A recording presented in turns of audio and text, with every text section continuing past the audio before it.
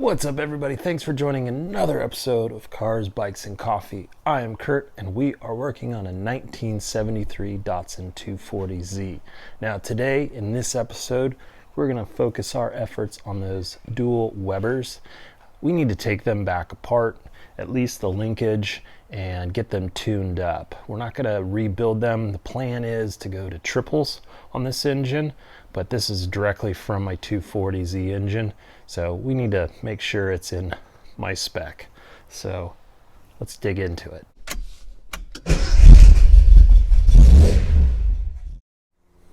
So the first things we want to do is take off the throttle linkage to the carburetors and loosen the two mounting points for those.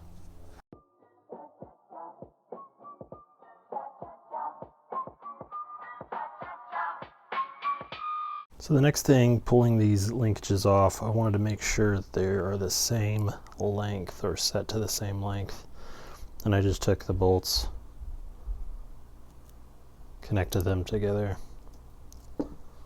Well,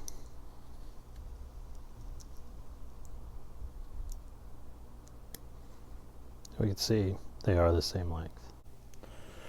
Now the next thing I'm concerned about is I want to make sure that there's no binding. There is a pivot point right here that's holding, and of course the one against the firewall. I'll show you that. It's connected here and here, and basically what I want to do is, by rotating, is making sure that there's no binding and that nothing's offset. Everything's in a perfect nice line. Nothing's bent. It looks pretty good. Now one thing I'm just noticing is where the link connects to the lever sits really close to this pivot point, and I'm wondering if I move this over to this spot, would able to get it over just a little bit, because I want these both to be perfectly straight. And I think, yeah, that's going to sit right in the way of this. So what I'm going to do now is move this mount over to here.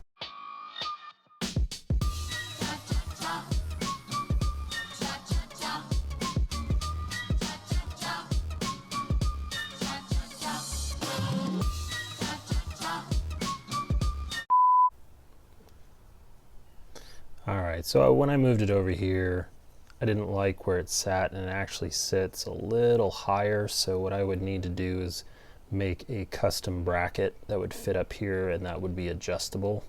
So in this case, I put it back.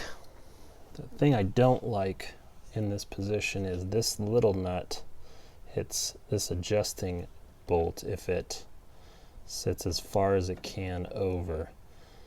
So we need to move this bolt back out just a little bit so this little nut can miss.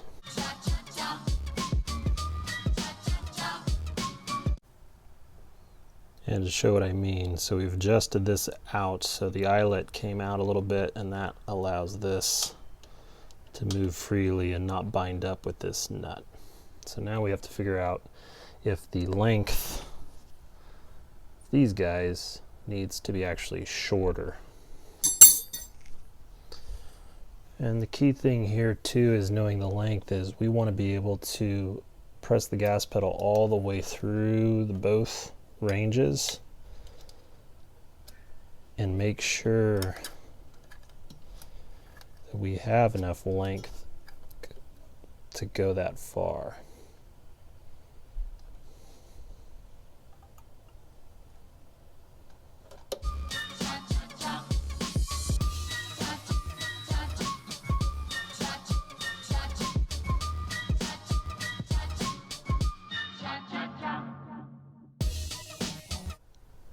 I'm going to try and show you what we're going to do next. We're going to adjust the idle speed screw, which is right here. We're going to back that out until it doesn't touch the throttle lever, which is right here.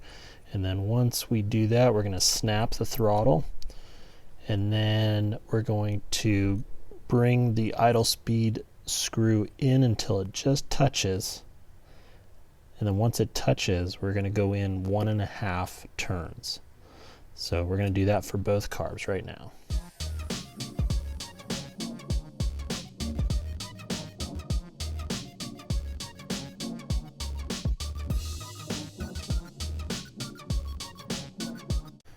All right, so now that we have that set, we're going to move to this screw, which is our idle mixture. So we're going to turn the idle mixture screw into the body of the carb until it lightly seats.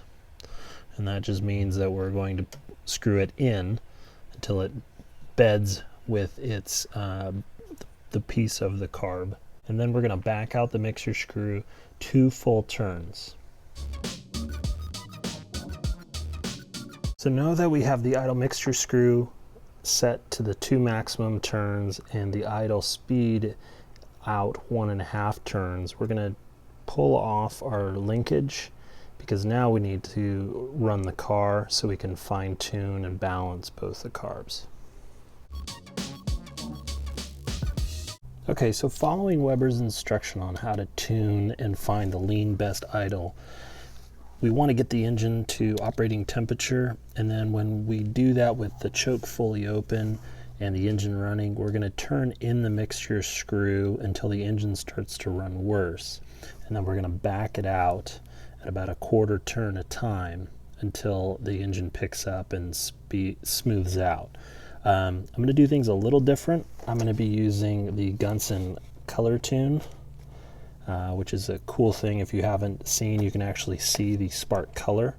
So I'm going to be actually following this method, but if you were to continue to follow the directions, you would just keep it at 1/4 turn until it smooths out, and then that would be about the sweet spot. And then you want to go back and recheck timing and hook up the vacuum advance and whatnot.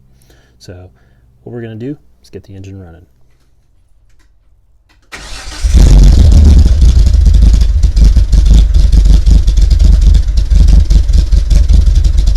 All right, so we've got the engine up and in operating temperature, and the important thing is that you have some dielectric grease on the spark plugs when you pull out them from the engine when they're hot. Otherwise you could gall the threads. And when you put in the Colortune, it only goes in hand tight, and they provide this little tool to get it just tight enough. You never want to use a spark plug wrench.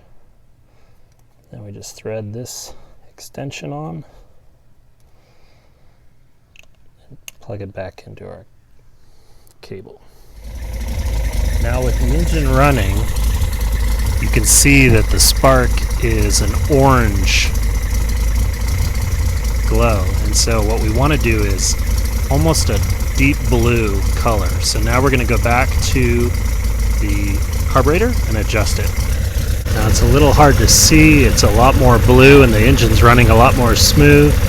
So now we want to just make some fine-tune adjustments, and that orange means that it's running rich.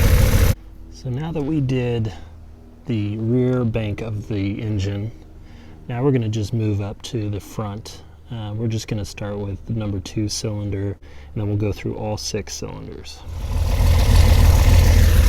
Now taking a look at number 2, we got a little bit of orange and a little bit of blue, so we're running a little too rich, so we want to bring that down. Alright, so now that we have a good blue spark coming, now we want to just hook back our throttle linkages, and then we can do some fine tuning.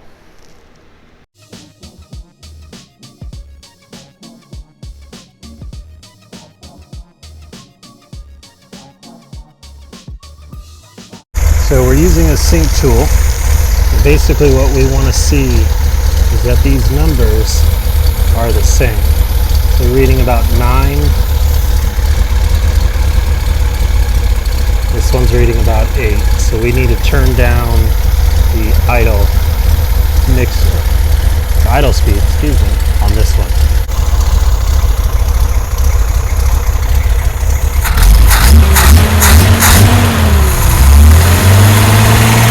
With using these syncs, there is something that Weber makes that goes over these 2 ports. So when I'm doing it, there's a measuring cup that I've cut a hole in the bottom so it fits over most of it. Now, this isn't going to be super accurate, so definitely suggest getting the little rubber foot that goes over these two, and then this piece goes right inside of that. But we wanted to make sure that these two are set, and I think we're good. So now we'll just do some fine tuning.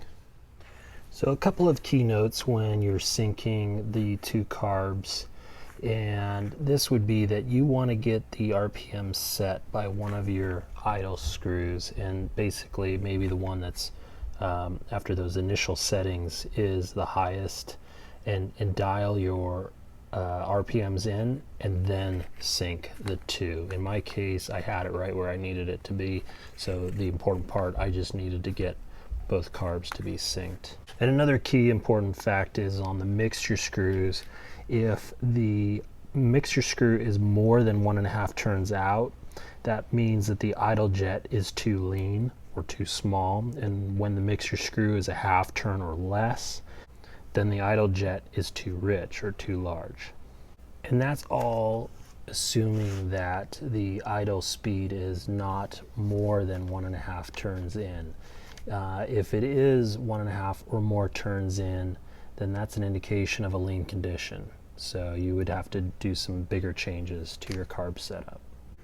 All right, so what we have left to do is as I mentioned, do some fine tuning, and that just means I'm going to go through each cylinder, use the Colortune, make sure everything has a nice deep blue. We don't want any orange whatsoever. So if we do see, even though we've adjusted each set of carbs, if we see a little bit of orange on one cylinder and that same set of cylinder has a little bit of blue, we might want to just dial that mixture enough to where there is no orange whatsoever. So that's it on the Weber carbs. Hope you like what you saw. If you do, consider subscribing, and then we'll be at it at getting this battery box for this car so we can go and drive it and finish it up.